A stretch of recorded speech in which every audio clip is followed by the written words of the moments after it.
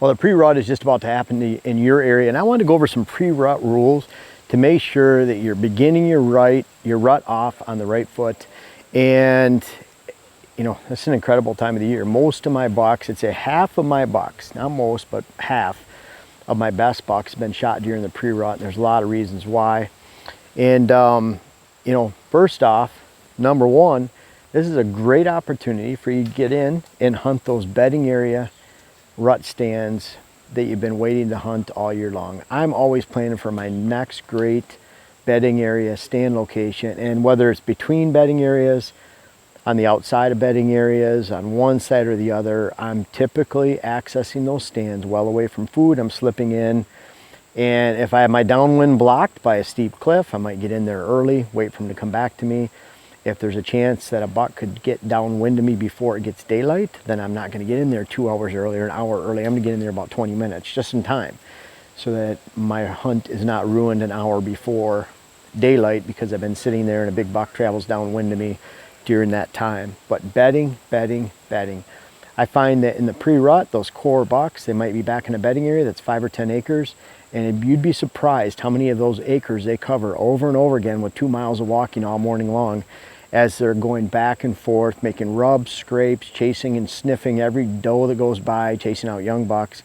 But they're extremely active in those bedding areas. That's at a time, instead of just getting up and taking a bite to eat within 50 yards of their bed and bedding back down, they're actually cruising and moving, hitting water holes, making scrapes, hitting those mock scrapes, the mock vine scrapes you talk about. And what an opportunity to shoot a big buck during those pre-rut times, and it's beginning now.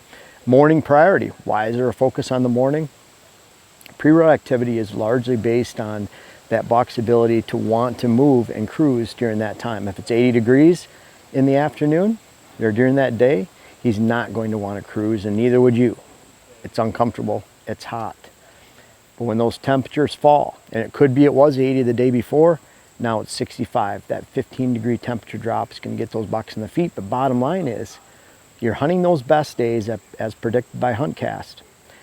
But at the same time, you're looking at those days as the morning is the best, because if it's going to get to a high 57 and it was 27 degrees in the morning, it's likely still in the 30s to low 40s by noon, 1 o'clock, and then the temperatures drastically increase until it hits that 57-degree high, which would be about 2 hours before dark, and then it just dips a little bit before dark. And that's why during the early time, you know, during that early season, early part of the rut, there's just not a lot of movement during the evening, and especially midday.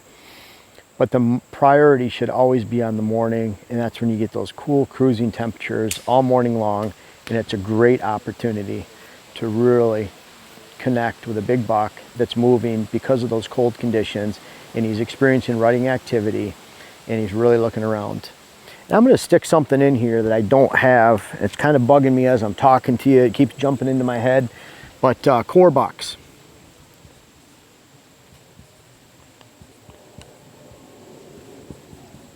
Core bucks were made,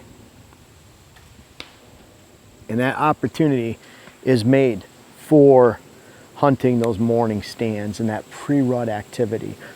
Incredible opportunity. Core buck means that he's around all the time. He's in and out, close to shooting hours, within an hour of shooting light. That's the kind of buck you can kill in the pre-rut. You're not going to kill that non-core buck that comes from 1.5 miles away, because he has does somewhere else. It's going to take him a while to breed 1 or 2 does.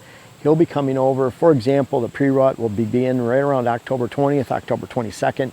Pre-rut activity, that is, where bucks are actually cruising between bedding areas. There might be rubs and scrapes the 12th of October, but they're not cruising between bedding areas. Once they are, that's when you head to a stand, and that's when the pre-rut's beginning, and that's when you actually can hunt these core bucks, not the non-core bucks.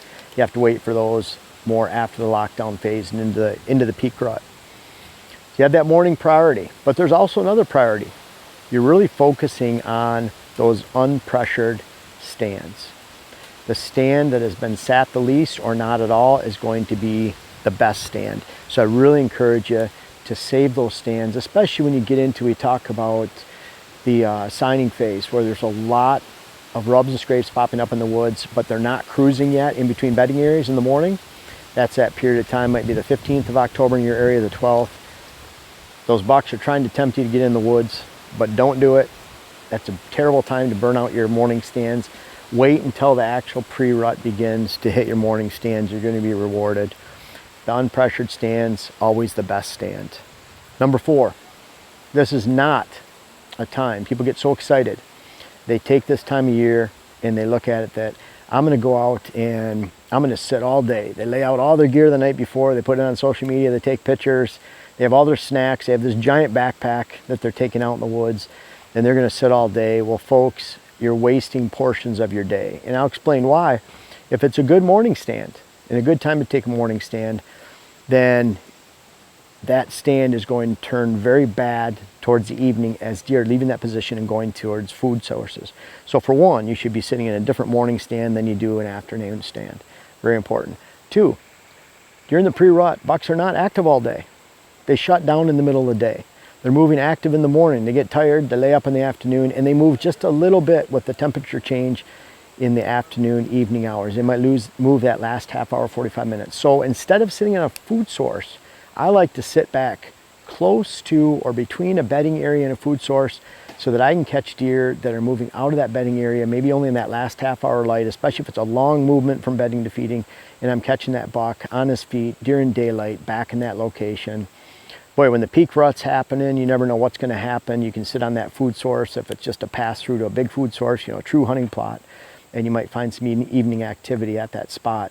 But during the pre-rut, I really like to get close to bedding areas on the food source side, get in a nice transition, maybe have a funnel where the woods constricts down to a flat area or small area, a bench if they're cruising through, maybe one little thick strip of cover, maybe on the inside of a swamp edge, something like that where it's constricting movement, and I'm getting close to that bedding area and hunting those deer as they're passing through, maybe on a water hole or a mock scrape, and a great time. But the midday is very poor. I encourage you to sit long till noon or 1 or until you really see that activity die, and then transition over into an evening stand, maybe close to a bedding area where you catch that movement right before dark as they're heading their way and on their feet during daylight during that time. Light evening sits. So I'm placing a huge priority on the pre-rut mornings. That's what these pre-rut is made for. That's what it's made for, is to hunt those morning stands that you've been saving. You're going around food, you're getting into that bedding area, and you're waiting for those deer to come back to you. If you have big food sources you can't get around, shrink them or eliminate them. You have to be able to hunt these morning stands, and that's where I've shot, again, 75% of my best bucks. My top 50 bucks have been shot relating to a morning area, and I didn't go through food sources to get there in the morning. Number 6, those temp drops are key. Look for major temp drops. It doesn't matter if it's dropping from 80 to 69 or 69 to 58, 58 down to 47. You're looking for those temperature drops of 6, 7, 8 degrees or more. You're looking for a change in weather.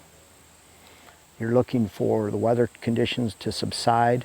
The stronger the weather system, the more the deer react to it positively and favorably for movement on the backside. Big rains stopping, thunder and lightning, snow, sleet, hail, big winds turning to moderate winds. You recognize that change, the deer recognize that change. It becomes comfortable for them to cruise. They've missed quality feeding opportunities because of the weather going through, and that's a great time to hunt. So the best, the biggest weather changes always have the most extreme weather with them. The biggest temperature drops have the biggest winds, the biggest major weather that's changed. And so look for those temperature drops in the forecast, and that's going to lead you to success on those core bucks. Be very wary. A lot of people online will say, well, we have this rut watch. I hate rut watches because I don't really care what that person over there says about the rut starting. I care about the person, but them saying the rut starting 6 miles away, if they have a core buck and you don't, you're not going to see the rut start during the pre-rut. You're not going to see that activity, that rutting activity, that sign. So it's very misleading as rut watches. You have to know what kind of bucks they have on each individual property and the age of those bucks, and if they're core bucks or not. If you don't know that, you don't know when really a rut's starting. So what happens? Make sure, we just shot a rut lockdown phase video. You don't have any core bucks in your land, you're not going to see that heavy pre-rut activity. Then all of a sudden the rut lockdown takes place. So even the does that are receptive in the area are being bred in some non-core area, a distant land by those non-core bucks. You're still not going to see anything. So you're left on November 3rd wondering when the rut's going to start. Folks, it started 10 days earlier. you just didn't have any bucks, core bucks around, so you didn't experience pre-rut. Because of that, you don't experience a rut lockdown. You don't see any kind of movement. You might see some rut activity take place on November 5th and 6th because you're waiting for those bucks to breed a couple deer from a mile away, and they all of a sudden come over to your land as non-core bucks. But folks, that's not when the rut started. In fact, on the 6th of November, southwest Wisconsin, southern Michigan, Pennsylvania. On the 12th of November, down in northern Kentucky, southern Indiana, over into southern Illinois, Tennessee.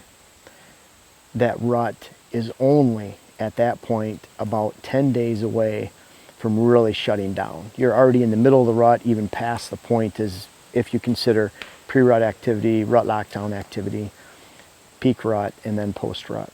So I encourage you, if you don't have core bucks on your land to hunt during the pre-rut, find some other land to hunt, flip back to your property for the peak rut, learn to manage the entire rut, and for sure, make sure you check out HuntCast.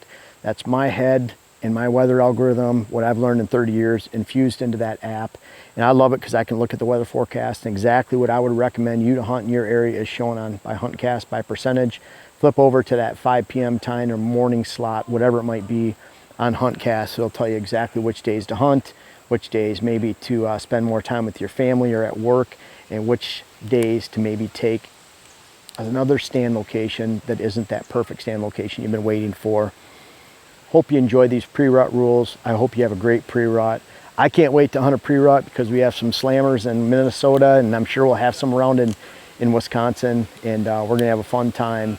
Follow these pre-rut rules to success. We're gonna come up with our rut rules, lockdown rules, and post-rut rules, and then you can check out my 2020 Whitetail Rut forecast. It'll all lead you to success this rut, this hunting season, and beyond.